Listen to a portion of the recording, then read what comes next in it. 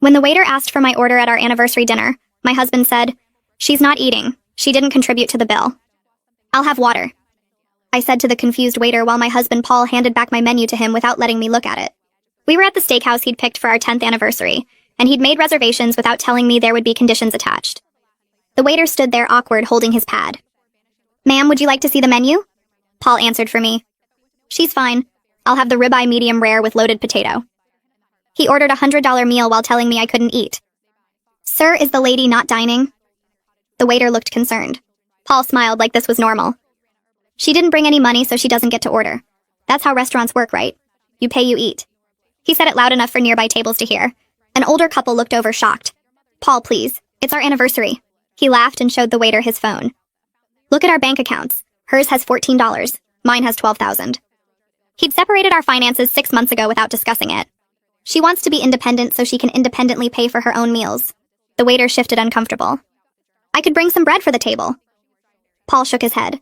"Bread is for customers. She's just sitting here." He turned to me.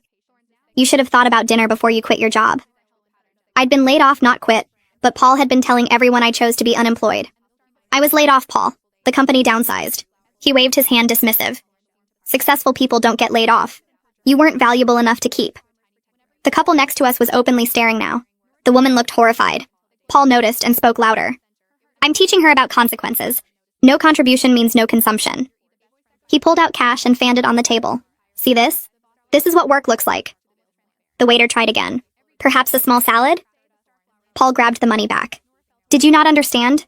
She has no money means she gets no food. It's simple economics." He looked at me. "Maybe being hungry will motivate you to find work faster." I'd applied to 40 jobs that week. "You told me not to take the retail position because it was beneath us." Paul laughed harsh.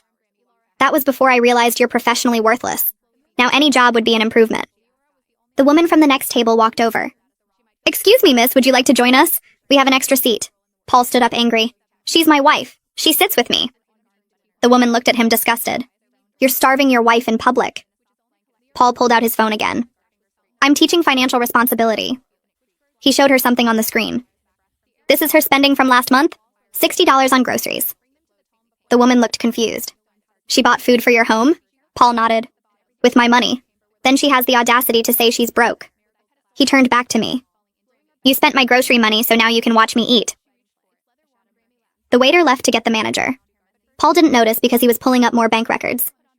"Look, January, she spent $30 on gas. February, $40 on medication." He showed everyone around us. "All my money. But now suddenly she needs dinner?"